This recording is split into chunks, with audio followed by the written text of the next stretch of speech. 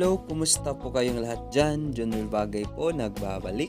Huwag niyo po kalimutang mag-follow, mag-like ng aking video at subscribe na din po ng aking YouTube channel. A day in my life bilang isang OFW dito sa bansang Kuwait. Nakakasawa ulit-ulit. Yan yung mga gawain naming mga OFW araw-araw. Kaya ngayong araw, tara samahan mo ako sa buhay ko bilang isang OFW. Tama nga naman rin kasi yung mga naririnig nyo, yung paulit-ulit, nakakasawa araw-araw.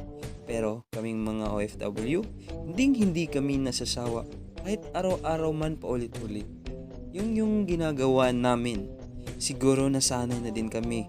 Kasi wala kaming choice kundi tapusin namin yung mga kontrata namin. Wala kaming choice kundi gawin namin ang mga dapat naming gawin. Kaya ako, naghahanap na lang ako ng isang bagay na nagpapasaya sa akin. May mga araw na minsan hindi mo maiwasan. Maiyak ka na lang sa lungkot, na bigla na lang tutulo ang luha mo na di mo alam. Di mo ma-explain na gusto mo na lang sumuko pero kailangang lumaban. Na parang pagod ka na pero kailangan mong lumaban. Nagtitiis, sumisikap para malagpasan lang namin yung mga kalungkutan. Kaming mga OFW, hindi namin maiwasan malungkot kasi nga malayo kami sa pamilya namin. Hindi namin mayakap, kaya kami lumalaban, nagsusumikap. Kaya sa mga katulad kong OFW dyan, saludo talaga ako sa inyo. Yung pagtitiis, pagsusumikap para sa pamilya. Pagising ko sa umaga, nagluluto talaga ako para may makain. Pero minsan naman yung mga kasamahan ko naman yung nagluluto. Ngayong araw ay nagluluto pala ako ng gulay at isda. At habang nagluluto ako, ay naglalaba rin ako. Itong isda pala ay nabili ko sa Hyper Nesto. Yung kilo nito ay nasa 450 fils lang pala. Kung pera sa Pinas, nasa 82 pesos ang kilo. Diba mura lang? Malapit lang sa accommodation namin, nasa baba lang. Nasa mga 2 to 3 minutes lang kung maglakad. Kaming mga OFW, kanya-kanya kaming isip kung ano yung pwede naming lutuin. Ito pa yung pinakamalungkot, yung kakain kang mag-isa na wala kang kasama. Kaya siguro nasanay na din akong kumain minsan mag-isa.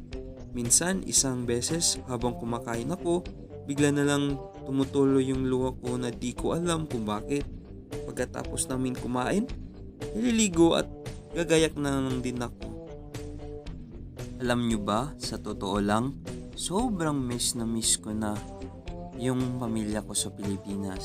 Sa mga kapatid ko, lalong-lalo na sa mama ko at higit sa lahat, lalong-lalo na sa jowa ko. Charot, joke lang. Di yung totoo lang talaga, hindi madali yung buhay at masaya kaming mga OFW. Hindi madali yung buhay namin dito. Lalong-lalo na sa akin na isang baguhan na sinasanay ko pa yung sarili kong mag-isa.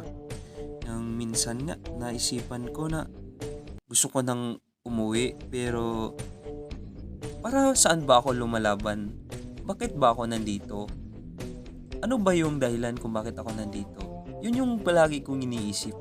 Kaya nagpupursige talaga ako, gigising araw-araw, gigising para magtrabaho, gigising para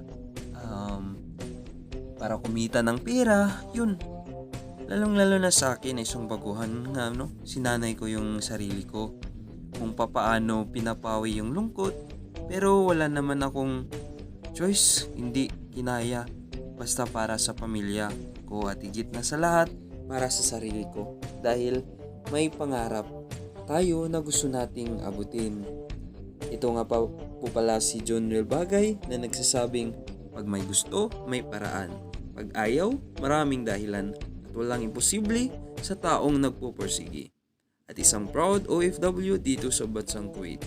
Maraming salamat nga po pala sa lahat po ng mga nanood ng aking video. Huwag niyo pong kalimutan mag-like, mag-share at mag-subscribe ng aking YouTube channel.